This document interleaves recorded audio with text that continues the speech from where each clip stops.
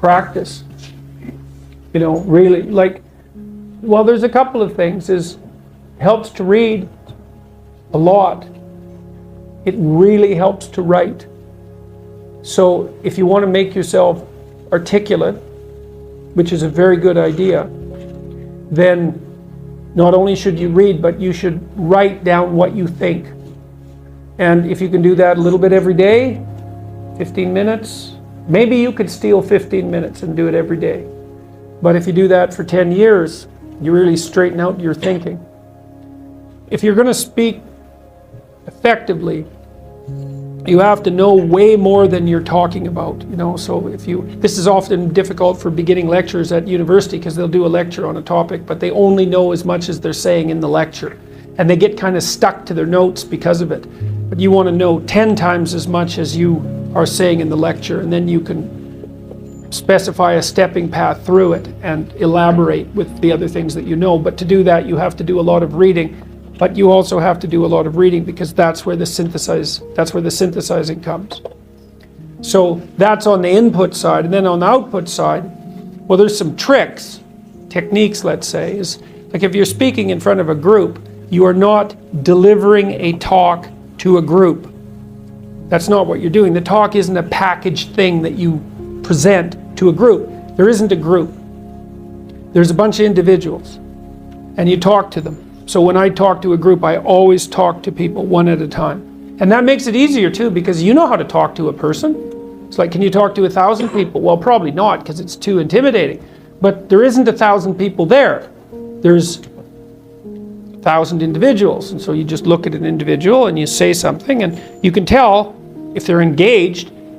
They look confused, or they look interested, or they look angry, or they look bored, or maybe they're asleep, in which case you look at someone else. And they give you feedback about how you're doing. And so one thing is to have something to say, yeah, but the next thing is pay attention to who you're talking to.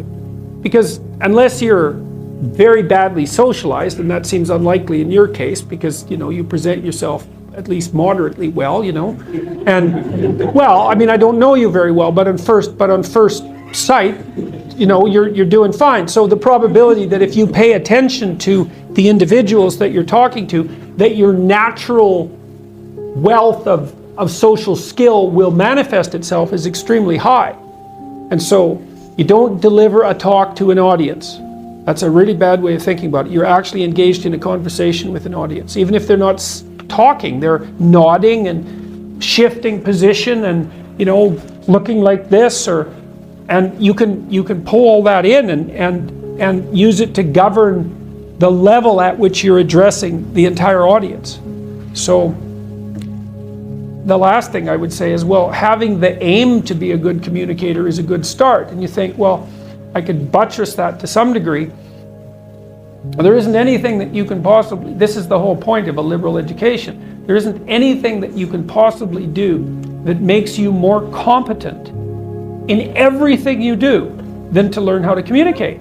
I don't care if you're going to be a carpenter. I mean, being a carpenter, by the way, is very difficult, especially if you're a good carpenter. But if you're good at communicating as a carpenter, you're like 10 times better as a carpenter.